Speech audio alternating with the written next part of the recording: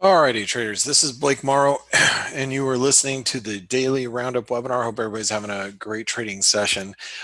We've seen some pretty big moves today, and I think we need to start off with the first one, which is the U.S. dollar Japanese yen.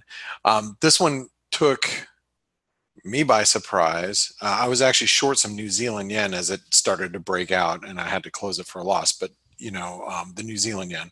But the dollar yen just started screaming. When we were on the face webinar, the fact of the matter is the dollar yen is actually breaking out, and this is a big inverted head and shoulder pattern, right? It's an inverted head and shoulder pattern. It looks like we're going to close above the 200-day moving average, unless something crazy happens. We should close above the 108.30 level. Okay, now because we're going to let's just make the assumption that we're going to close up there.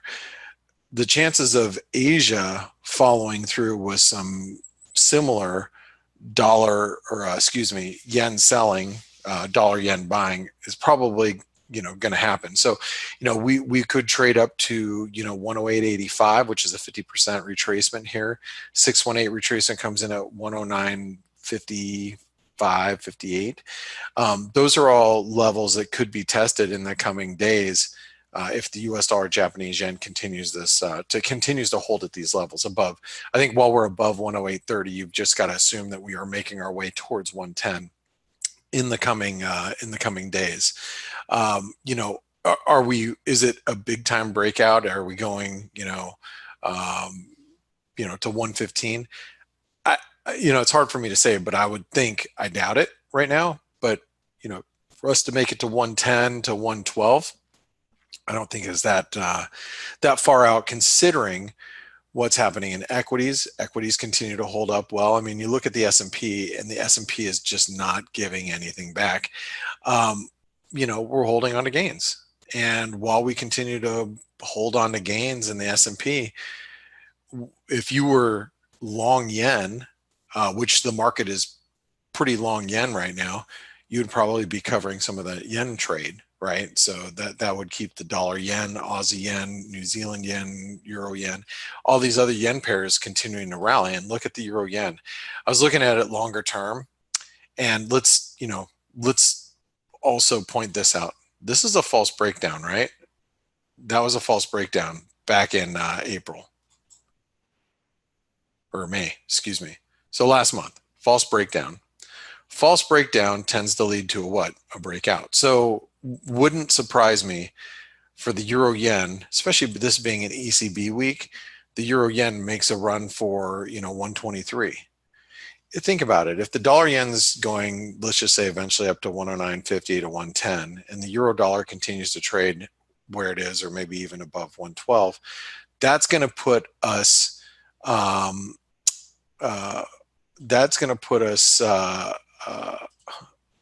up at 123, in my opinion. Now, can we go higher than that? Sure. I mean, it depends what the ECB does, and how bullish or obviously bearish how the market feels post ECB. But the fact is that after making a false breakdown, I wouldn't be surprised if we make a breakout. And when I say breakout, I mean, look, here's the resistance here, 2288. Let's imagine we make a move to 2330. Would be perfect. If you're short, it's not perfect, but I'm just saying perfect. False breakdown, big rip higher, squeezing everybody out. I mean, it seems like what's happening. Pound yen, we're about ready to hit the 200-day moving average. Aussie yen, above the 200-day moving average and screaming. And the Aussie yen looks like we're going to challenge this daily trend line that comes in around 78 and change. And you can take this little previous support over here and probably, just bring it on over. So moving up to here, squeeze above these highs, give everybody a false breakout, above the highs, it gets everybody long and then reverses. This is stuff that the market loves to do, right? Kiwi yen, above the 200-day moving average. I tried shorting that today at 67.95, I think, and it got to 68 40, and I'm like, I can't take it anymore. So I close that out. Fortunately, I'm long the dollar yen, but you know, it's this is a big breakout. Canadian yen. I mean, look, we're at the 200-day moving average right now, 618. What's to say we can't squeeze up to here? Look, we're in a big yen squeeze party right now. So why can't we see, you know, 60 or excuse me 81.50 from current levels? You know, so I'd be really careful. Now, there's one other thing that's kind of feeding into this move. Do you know what the one other thing that's feeding into this move? It's the gold move, right? Man, this gold move. Think about this. You know, one of the better correlations in the market has always been yen and gold. Okay, so as you know, as gold sells off, so does the yen, because they in the past they'd always both been safe haven type of trades, right? Gold and yen, but gold's kind of doing its own thing nowadays. But still, gold, you know, possibly a lower high on the daily charts. I think if we break below 1700, you got to be really careful. But if you look at this candle, oops, I didn't want to do that. Let me move this over. You look at this candle. I mean, is that an outside day?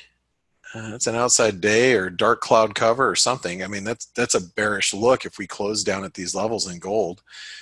And you know, if we break 1700, that's probably just going to fuel the fire of continued yen weakness. So again, these are things that are, you know, just kind of developing. You notice I haven't talked a whole lot about the dollar. That's because, you know, I don't know what to do with the dollar here. The Aussies continues to stay strong. The euro's kind of underperforming. You know, Kiwi strong, Canadian strong, peso strong. So, you know, somebody had asked in the chat room, or, you know, we were talking about, I forget who I was having the conversation with, but we were just talking about equities. You know, it's hard to see equities moving lower right now. It's hard to see the S&P moving lower when you have emerging market currencies like, you know, you have the peso that's strong. You have the rand that's strong. Even the lira is strong today. So when these emerging market currencies are rallying, that tends to be a, you know, an indication that equities will continue to stay relatively bid. Then you got the yen aspect of it too. The yen is weak. So yen is weak. Emerging market currencies are strong. So that means, you know, the dollar Mexican's strong. You know, commodity currencies are strong. You know, they're all signs that the S&P should continue to hold up. Do I think the S&P should be up here at these levels? No. Am I just flabbergasted that the market is not responding to the social unrest that's happening in the United States? I am. But does that mean that the market has to go down? No. A lot of bulls will argue the fact that, you know, look, the Fed's going to have to stay easy and longer, easier and longer, and keep the money flowing as we have social unrest to try to keep everything together. So, you know, what's that do to equities? Really doesn't affect equities other than, you know, there's just more money in the system. So, you know, is it going to materially affect the S&P? I don't know. I don't think the market's got that in its head right at this moment. I think it eventually people will start to go, what's the S&P doing up here? And it's got to be sold. But it obviously isn't right at this moment. So anyway, I hope you guys are having a good day. I've got a headache, just so you guys know. If I don't sound like too enthusiastic right now, I've got a headache. I slept on my pillow strange overnight. I woke up and I'm like, you've had those nights, right? Anyway, if you guys are, a couple of questions. Alex says, hello, Blake. Hello. Then Kat says, hey, Blake, please see gold. Okay, I saw it. I looked at it. I have bought at 17.18. Should I close? Well, I think you got to be careful, you know, with gold coming down. I mean, 17, 18, you must have been buying the futures. Just be careful. I mean, you know, this is a kind of a bearish setup if you ask me. Alex said, had a small short on the euro yen close before the breakout. That's good because, you know, I was sitting here talking to you guys on the face webinar when the dollar yen started to break out, and I'm like, oh crap, you know. So the euro, I mean, look at the euro yen, just screaming, just screaming. Nassim says, silver, yeah, and silver looks like poo poo too, on a poo poo on a stick. Here's silver, but look, I mean, silver doesn't look that bad in all actuality. If we, let's say we closed right here, all that candle is an inside day.